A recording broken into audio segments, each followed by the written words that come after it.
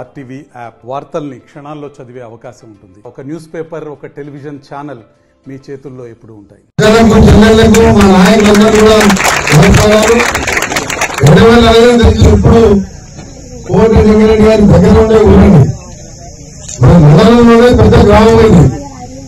గ్రామంతో పాటు గత కొన్ని 40-50 సంవత్సరాలుగా కాంగ్రెస్ పెంచుకోవడంగా 30 సంవత్సరాలుగా నాకు ఇప్పుడు అండగా ఉంటూ ఎక్కడ ఏమున్నా సరే నాతో ఉన్న మీ అందరికీ ప్రత్యేకంగా నమస్కారాలతో పాటు ఈ కార్యక్రమం ఈరోజు మనం సన్నబియ్యం దాదాపు 3 కోట్ల మందికి దొడ్డు బియ్యం తినలేక ఆ డీలర్కు అమ్మేసుకొని అప్పు చేసుకొని సన్నబియ్యం కొనుక్కొచ్చుకుని తీసుకున్న సమయంలో మన కాంగ్రెస్ ప్రభుత్వం మన ఇందిరమ్మ రాజ్యంలో పేదవాళ్ళందరికీ సన్నబియ్యం ఇచ్చే కార్యక్రమాన్ని కూడా 7వ గ్రామంలోనే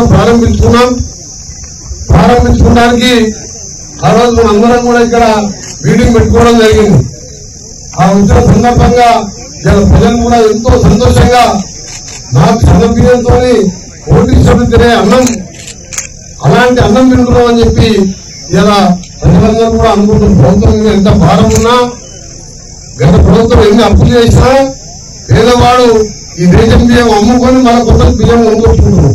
అలా కాకూడదని చెప్పి నేను రోజు సన్న బియ్యం ఇచ్చే కార్యక్రమంలో పాల్గొన్నప్పుడు ఆ రోజు మన అనంతరెడ్డి గారు ఇంకా గ్రామస్తులు, రైతులు మాకు ఈ బియ్యం గురించి చూస్తున్న ఈ ప్రాజెక్టు గురించి 4 సంవత్సరాలకే రోజు నీళ్లు వేసుకొస్తున్నాయి.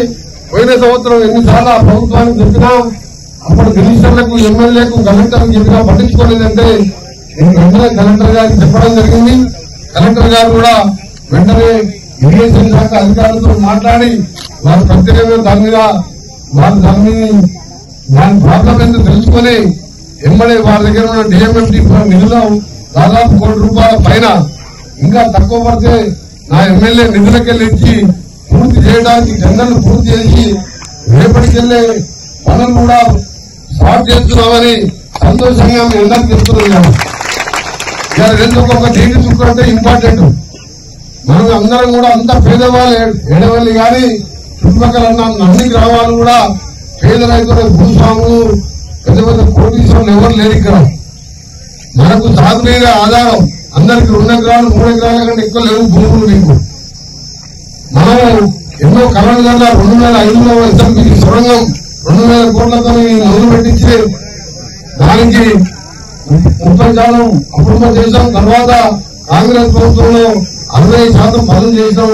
ఆ తర్వాత ప్రభుత్వం మారిపోయి ఆ సొరంగం పూర్తయితే కోమటిరెడ్డి వెంకరెడ్డికి పేరు వస్తుందని చెప్పి 10 ఏళ్ళకి ఆశిస్తే దాన్ని మళ్ళా మొదలు పెట్టించినాం.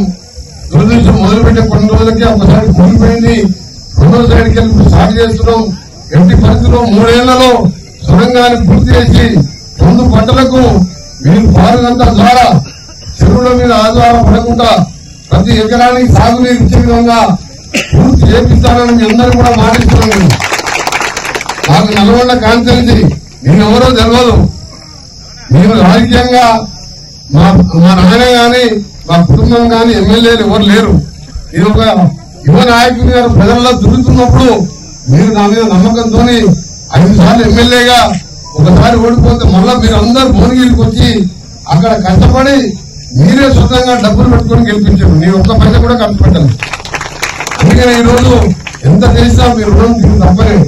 అందుకనే ఈ రోజు ఈ కార్యక్రమంతో పాటు ఈ ఊరికి మన 5 లక్షల రూపాయల మనకంటే 20 ఇల్లు 50 ఇల్లు ఇవ్వడం జరిగింది. మొత్తం 84 ఇల్లు 5 లక్షలతో దశలవారీగా మీరు మంచిగా కట్టుకోవాలని 5 లక్షల రూపాయలు ఇందులో మీరు 2004లో మీ ఊళ్ళో 500 ఇల్లు పెట్టాం. అప్పుడు ₹1,00,000. 20 ఏళ్ల కింద 1,00,000 అంటే ఇవాళ 10 లక్షలతో సమానం. కానీ ఇప్పుడు 5 లక్షల రూపాయలు ఇచ్చి ఇందులో ఇల్లు 80 మందికి అంటే 80 ఇంటూ 5 లక్షలు వేసుకుంటే 40 కోట్ల రూపాయలు. 4 కోట్ల రూపాయలు మీ ఒక్క ఊరికి. దాంతో పాటు ఇప్పుడే లక్ష్మీగూడెం గాని, మదనాపురం గాని, లింగాలగూడెం గాని అన్ని కూడా చిన్న చిన్న గూడాలు కూడా డాంబర్ రోడ్లు దాదాపు 5-6 కోట్లు మీ ఊరికి ఇవ్వడం జరిగింది. 7 రోజు మీరు ఉన్నాయని ఒకటి జాప్యం చేసుకోవాలి. ఒక ఫోన్ డైరెక్ట్ కొడతారా మీరు? కొత్త నెంబర్లు కూడా మీరు ఎత్తుతారా కదా ఎప్పుడైనా? ఎంతో మంది చేసినారు డైరెక్ట్ నెంబర్ లేకుండా వాపస్ మమ్మల్ని నేనే చేస్తా. ఏదమ్మా పలానా ఊరు అని చెప్పండి, తప్పకుండా మీ ఎమ్మడి ఉంటారని తెలియజేసుకుంటూ మరొకసారి కలెక్టర్ గారికి మీ అందరి తరఫున రైతుల పక్షాన వారికి ధన్యవాదాలు.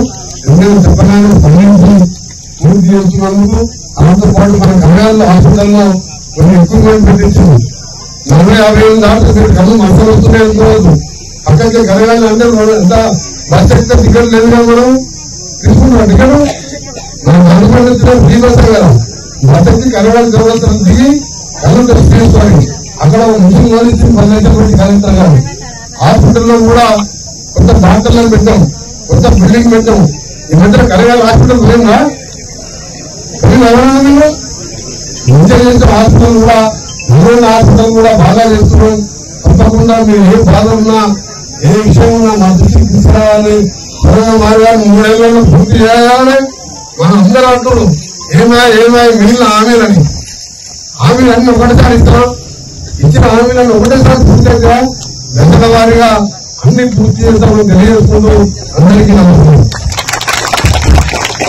మరిన్ని వీడియోస్ కోసం ఛానల్ ని సబ్స్క్రైబ్ చేయండి. లేటెస్ట్ అప్డేట్స్ కోసం వాట్సాప్ ఛానల్ ని ఫాలో చేయండి.